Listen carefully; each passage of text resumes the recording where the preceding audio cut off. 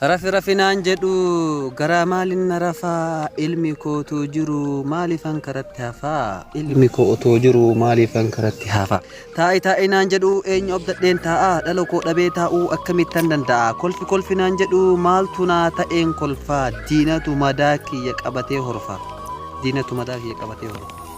Obsi hin darbaanaan jedhu garaa maaliin na obsaa erga dhaladhee ka'ee imimmaan koo cuccobsa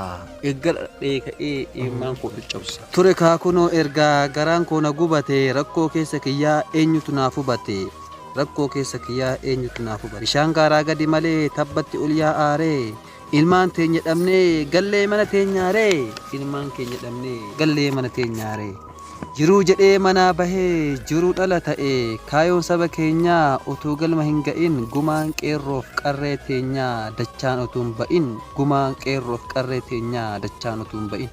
tulluu shiraa sun utuu addaan nu hiruu sabni koo inni hidhame utuu hidhaa jiruu hidhamnus ajjeefamnus waa har'aa barraaree hidhamni ajjeefamnee itti garsiifna kaa akka isaan dura barre yeroo fi qarreen ajjeefamaa beekaan oromoo ajjeefamaa kun hidhatti ol darbamaa mee akkamiin tasgabbiin uumamaa